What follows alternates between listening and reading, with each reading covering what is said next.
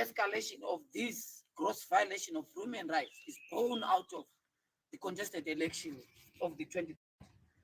Just this week, we witnessed several cases of our members appearing on virus concocted charges and flimsy charges.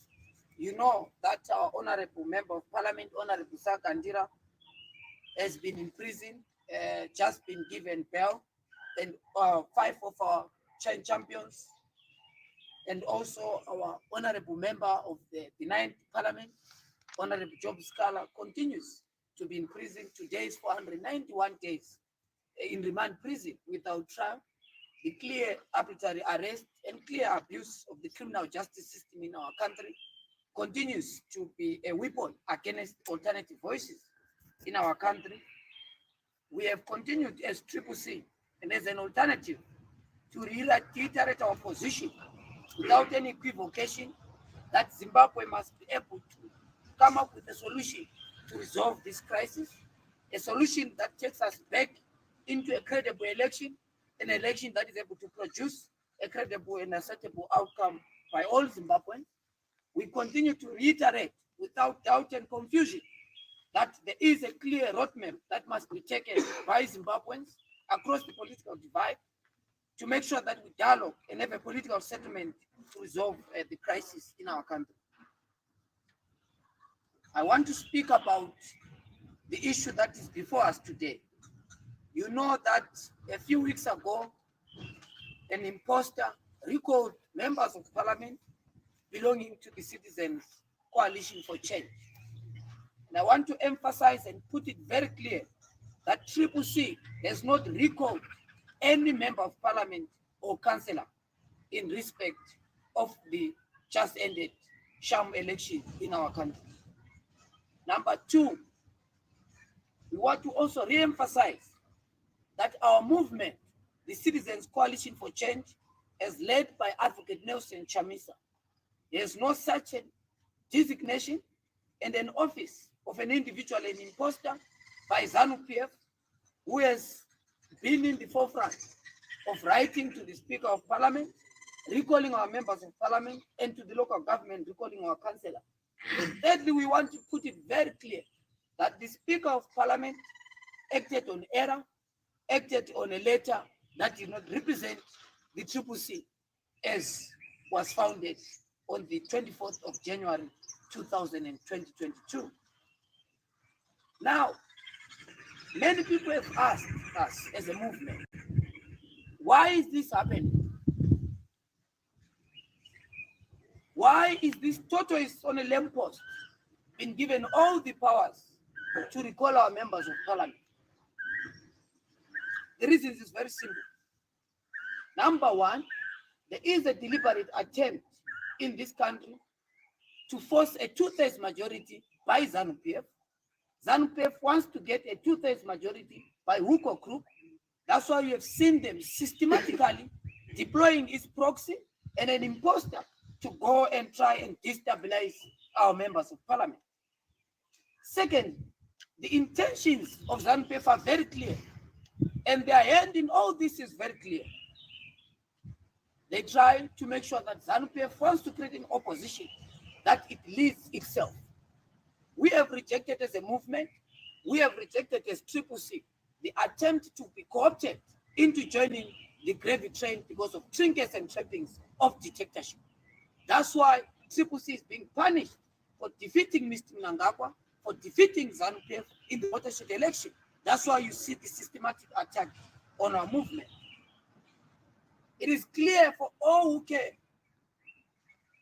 that ZANU-PF wants to make sure that CCC does not have access to the political finance funds that is entitled after winning more 104 seats in parliament in a flawed process, winning a presidential election in a flawed process, and more importantly, sweeping 33 out of 34 seats in local authorities in this country. ZANU-PF has also advanced this crisis that they've created in their minds, sent to the Speaker of Parliament to ensure that the CCC, as an alternative that emerged victorious in the election, is diverted, and Zimbabweans themselves are diverted from the key national question in this country. What is the national question? The question is very clear in this country that the election on 23rd was flawed, that ZANU-PF, as its current composition, has no mandate from the people because government is born out of an election, and an election that is free, fair, and credible. Lastly, ZANU-PF has been doing all these shenanigans as an attempt to try and weaken, as an attempt to try and embarrass the alternative, because we used our freedom to protest by not attending the official opening of parliament, which was addressed by Mr. Mnangagwa. Now, how do we exit this crisis? The big question is, what has CCC done to ensure that we resolve the question facing our movement and our society? Firstly, we have made it very clear. We mandated as the Citizen National Assembly, we made a resolution in our 18th Citizen National Assembly. We mandated President Chamisa to write to the Speaker of Parliament and inform the Speaker, Honorable Mudenda, that we have acted in error, that the current person who wrote to you does not represent our movement. And the Speaker has given us a response that the issue has been subjected to the courts, and we await the court processes that are happening. Number two, we have, as a movement, opened a criminal case against the imposter of ZANU-PF, because we cannot watch when there's criminal abuse of our intellectual property, the criminal abuse of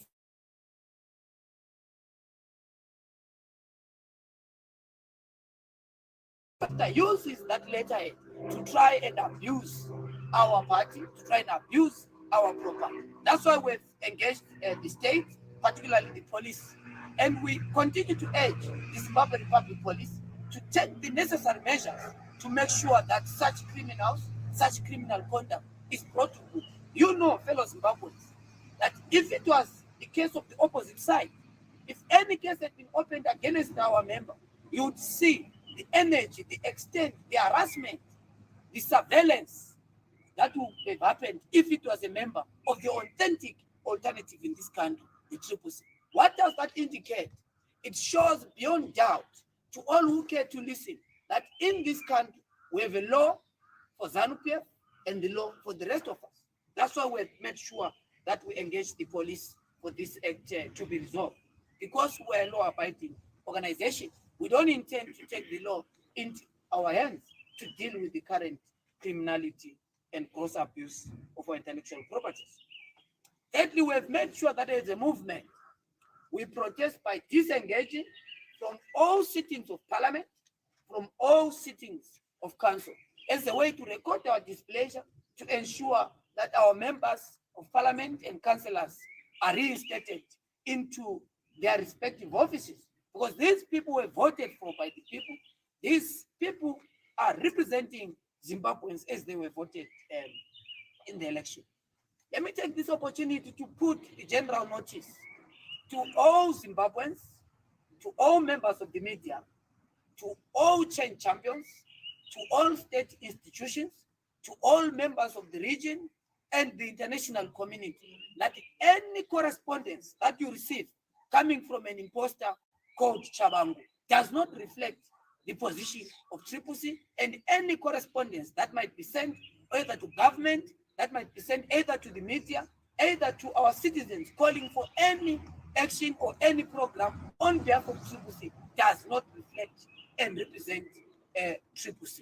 So we are putting citizens on this general notice and all the stakeholders of our movement.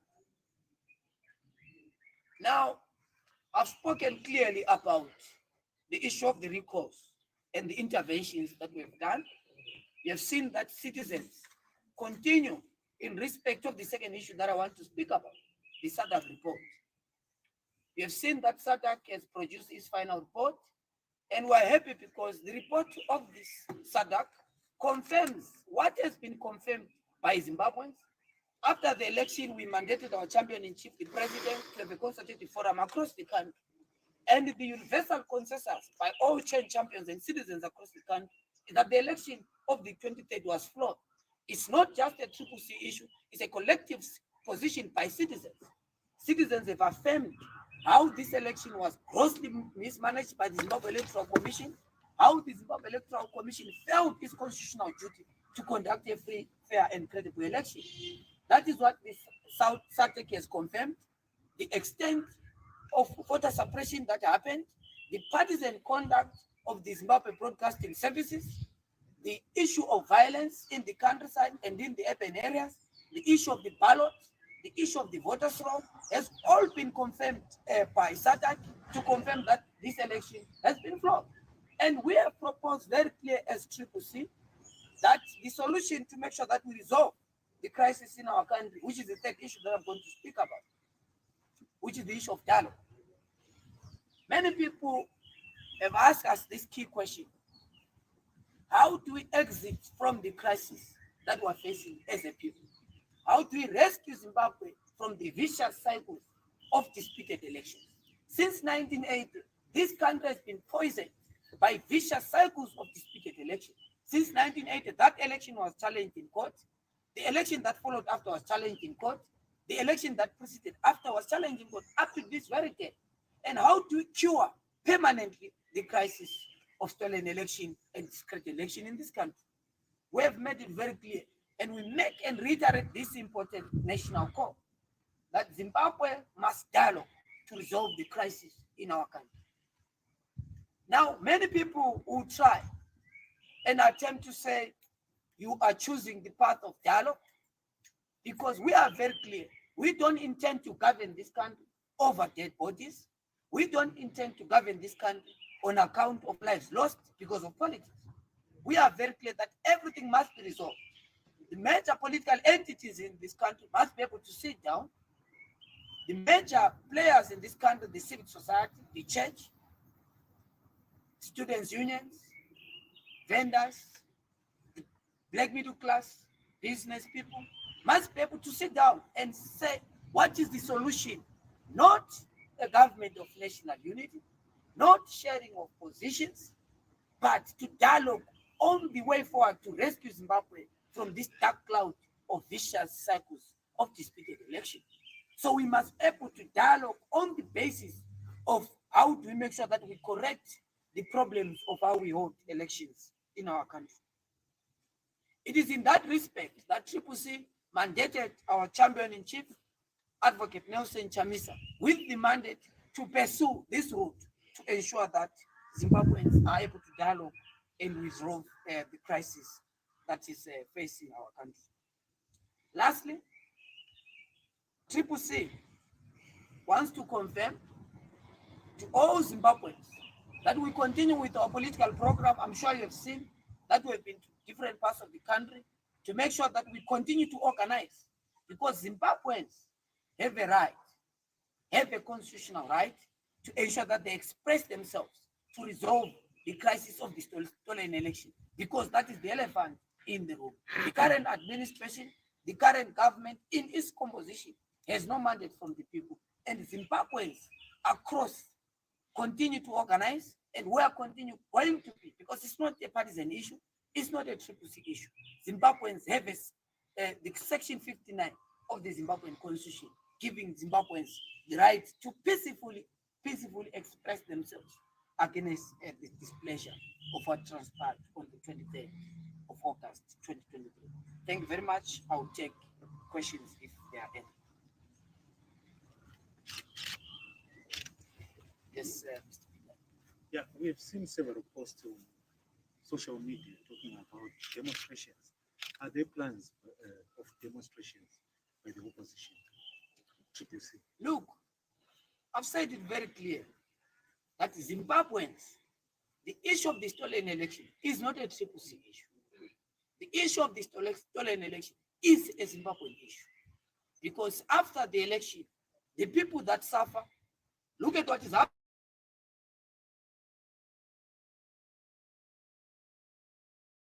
Sector vending, they are as economic and political refugees out of the country. Look at the state of the economy in our country. Julie continues to rampage the economy and make sure that they borrow not just on our behalf, but on behalf of the future. The ballooning debt crisis in this country, the macroeconomic instability in this country, All these are ills, all these are symptoms, all these are signs of a stolen election. And Zimbabweans across walks of life have got that right to peacefully express themselves as codified by Section 59 of the Zimbabwean Constitution. Takuza from Open Pali. Okay, I wanted to first quote what you said. You mentioned about members of parliament and the council disengaging from their sittings. Then to my brother right here, you mentioned that the citizens are suffering. Okay, I want my question comes here where I can say, how is the disengaging helping the citizens? Because basically we are looking at the disengaging from the CCC MPs and councillors helping the party, benefiting the party. How is this helping, benefiting the citizens who are suffering, like what you mentioned for when you answered my brother earlier? No, thank you very much. That's actually a very important question on the aspect of our disengagement. And I want it to be known that we have made sure that our members disengage from the sitting of parliament and local authorities, but they continue to make sure that they discharge their community duties, to discharge their responsibilities, the political responsibilities bestowed upon them. That's why you saw just over the weekend our organizing Peru champion, Amos Chimaya, the Honorable, in Mkoba, engaging citizens, continuing with the political and community programs.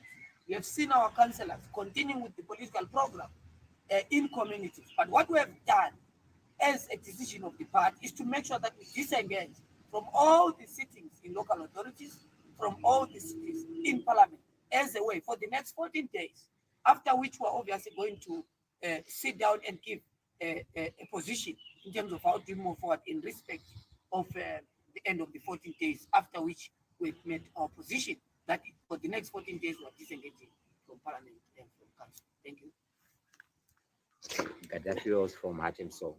So a couple of days ago, Professor Amon Murira held a press conference where he claimed that you as a party engaging in demonstrations will cause instability and there are no political prisoners in Zimbabwe. What's your take on that? Look, I don't know that the professor given reference to understand the definition of a political prisoner.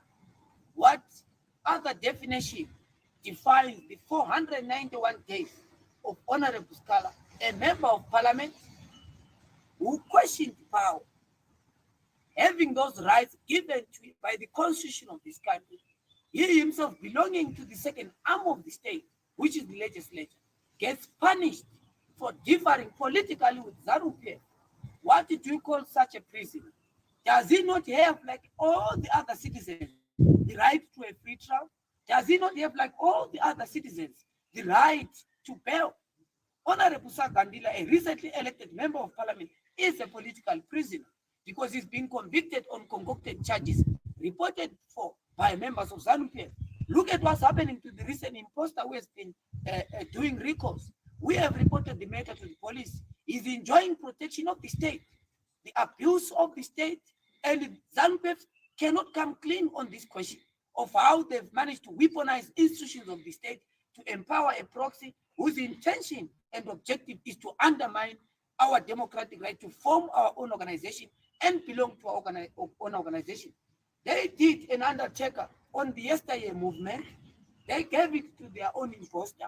We exercise our freedom to de-associate completely and from the new political organization went into a follow-up election under extreme difficult conditions.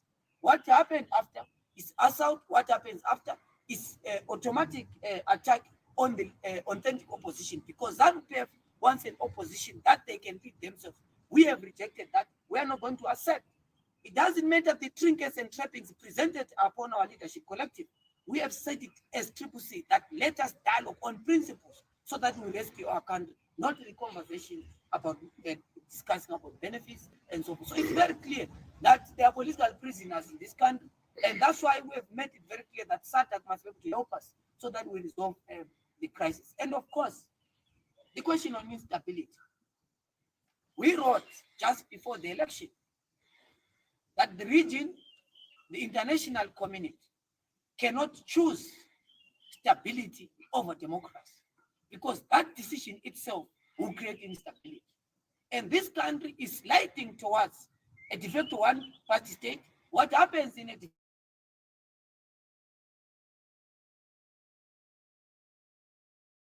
opposition in this country probably leads us to a question where we undermine democracy for stability, but in the same process, breed fertile grounds for instability in our country.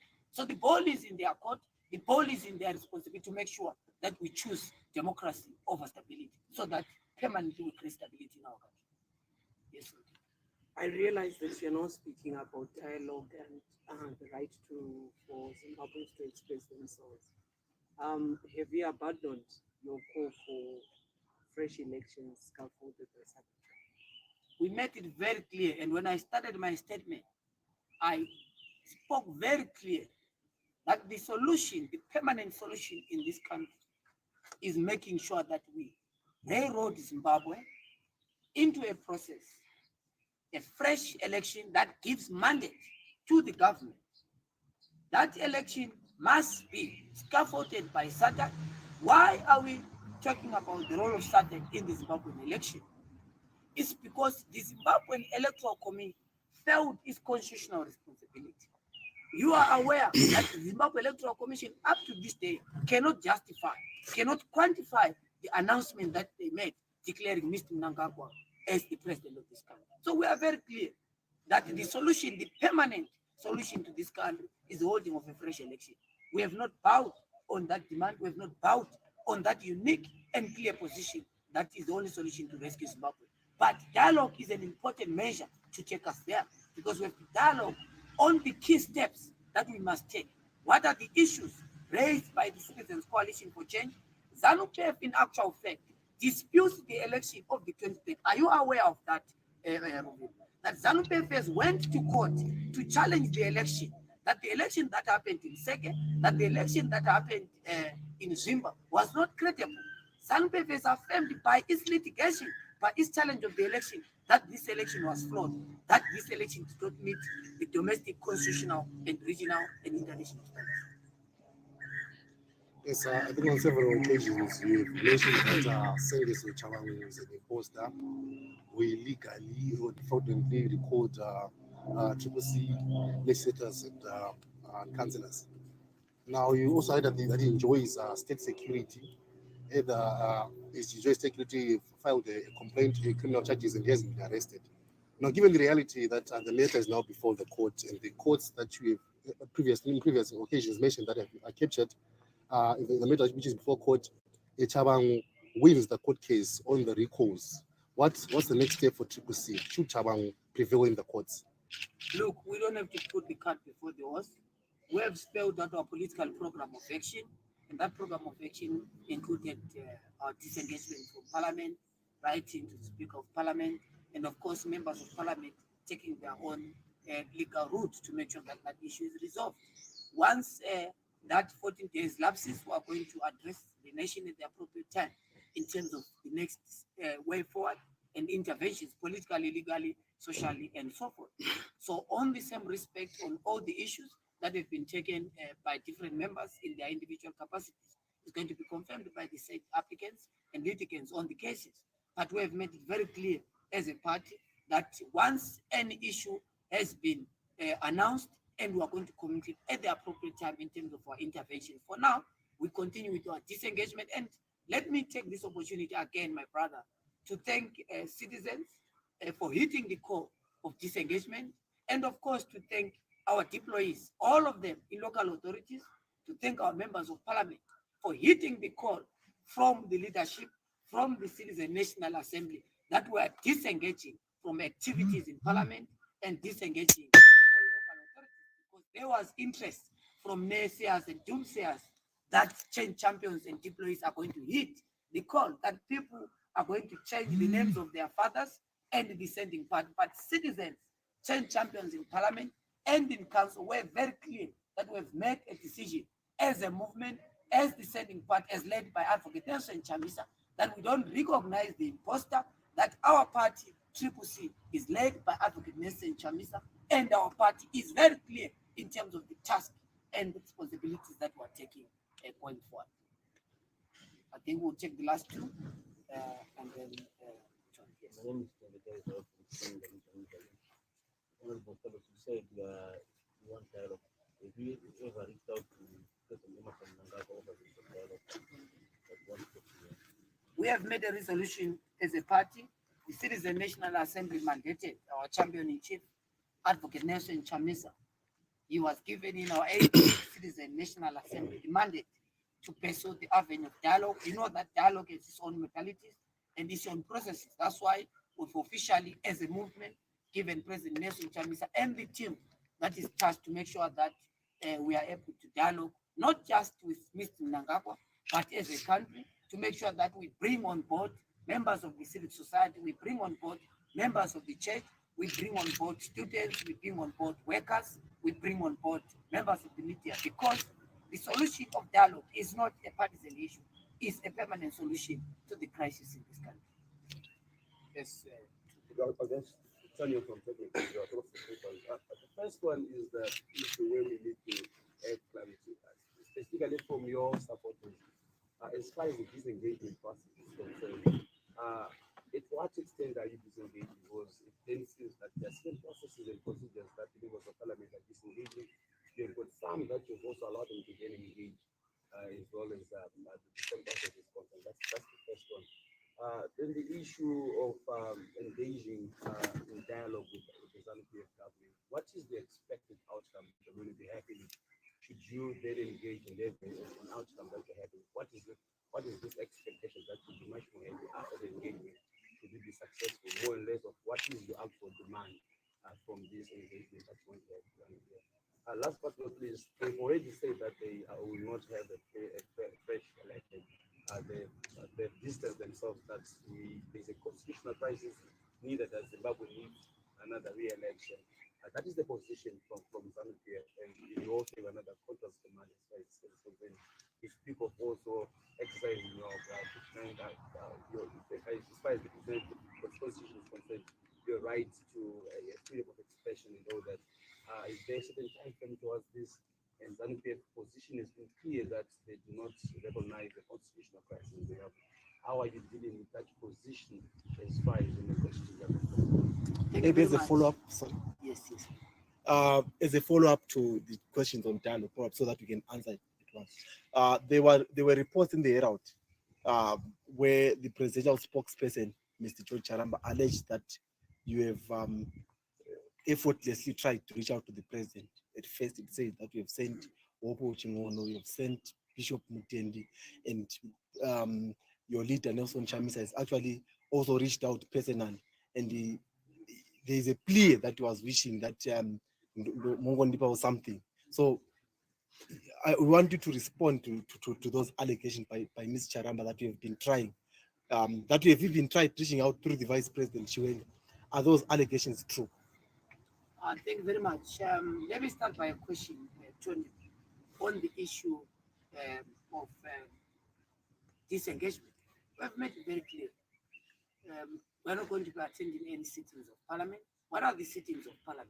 One, Parliament session sit, as what is going to be publicized very soon. We're not going to be attending the Parliament session process within the 14 days. Number two, there are Parliament committees that sit here in the country. We don't attend such. In fact, very soon, just yesterday, there were committees that were sitting, and all our members did not attend all those committee meetings that were happening yesterday. We are chairing some of the committees as the alternative, but we made it very clear that we are on disengagement, and therefore we are not going to attend all those committee meetings. So those are parliamentary sittings. Council, again, is its own committee sittings, which do the management role of different organs of council, and of course the full council of all the cities in the country. We are not going to see all of them, because all these are sittings that discuss policies and pass a resolution on policies pertaining council, and those are not going to be sitting for the next 14 days. So we have pronounced ourselves very clearly, and I hope you understand what it means in terms of disengagement. And you can see the reaction by ZANU-PF to try and make sure that they come after our members of parliament. They try and make sure, because we have made a very strong political statement by disengaging.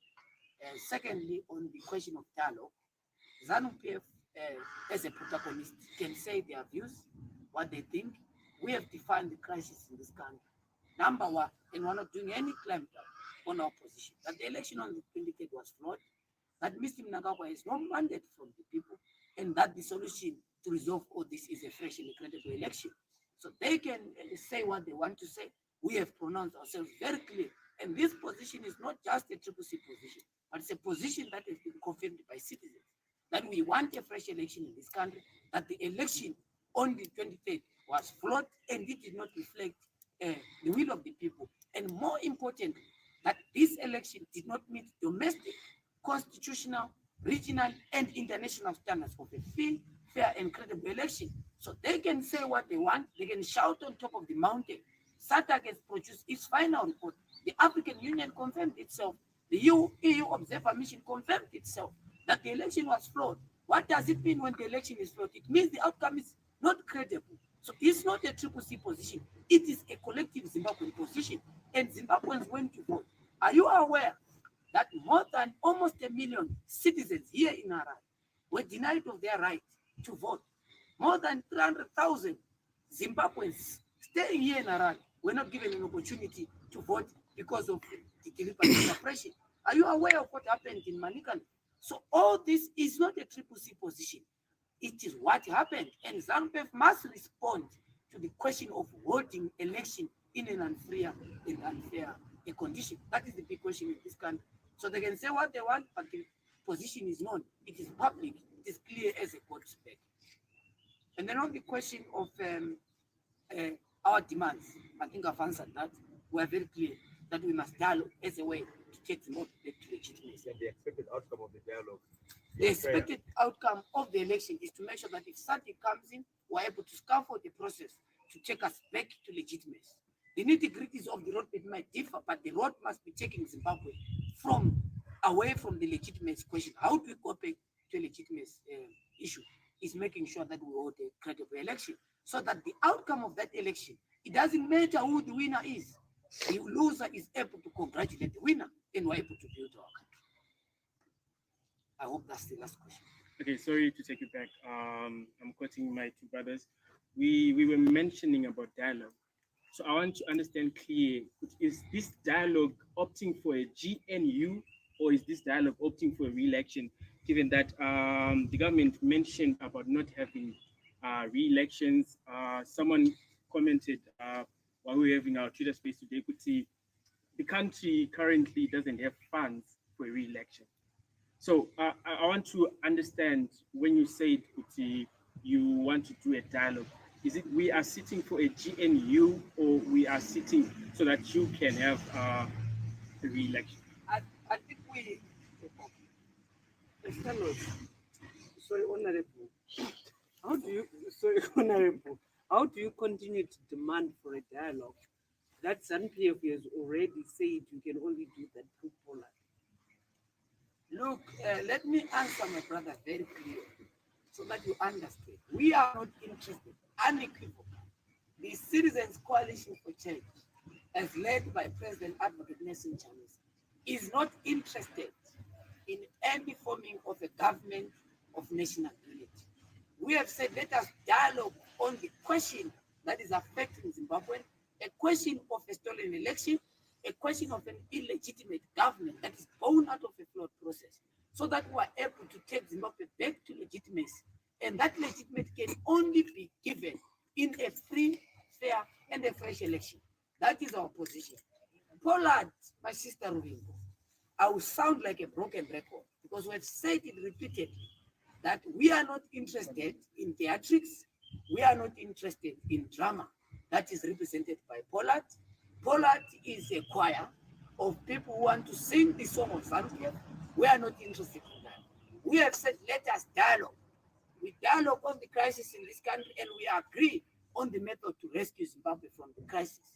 ZANU-PF as a protagonist can say his position, and I can tell you without doubt that they will have a clamp down, because we have made our emphatic position very clear in terms of what must happen.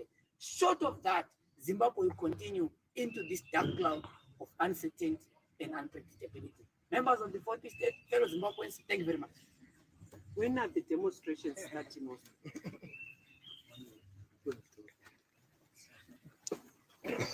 Thank you.